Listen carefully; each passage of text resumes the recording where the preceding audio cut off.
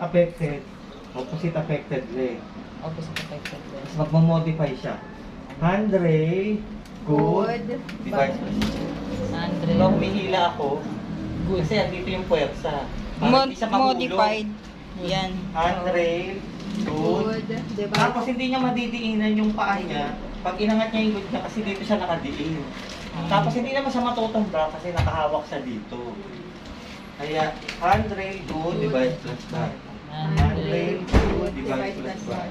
Handrail, good, Device plus modified. Kasi walang caregiver na nakahawak sa kanya. Modified. Ayun Pag ang walang modified. Yun po ba ang caregiver. yun ang ibig sabihin ng modified, sir? Walang Oo. caregiver? Oo, walang Walang caregiver. Modify siya kasi kaya naman niya. Ibig sabihin kaya Walang niya na caregiver. mag-isa. Tapos magbababa para hindi siya masugsog. Handrail, Then, device plus bad, good. Good. Handrail, device plus bad, good. Handrail, device plus bad, good. Handrail. Tapos pagdating niya dito, dahil siya na lang uli mag-isa, babalik siya sa flat surface. so sir, walang Device, modified sa bad, flat good. surface? Meron din. Ano po yung modified sa flat surface? Ganun din. Kunyari, nandito sa gilid yung handrail. Di ba sa mga mall may handrail, tsaka sa CR? Kaya ganun yun eh. So, Handrail.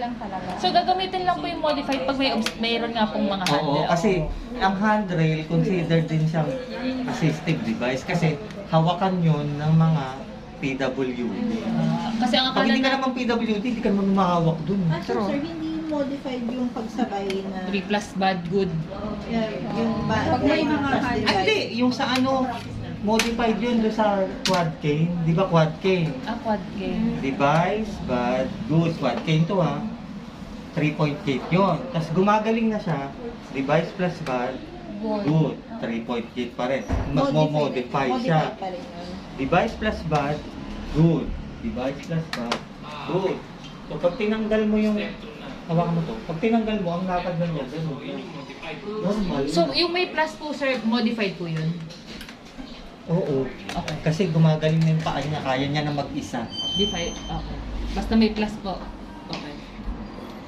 Yun, okay na. Okay na po. Yan yung next 6. Paano mo ito dito? Yung next na 6 na sinabi ko.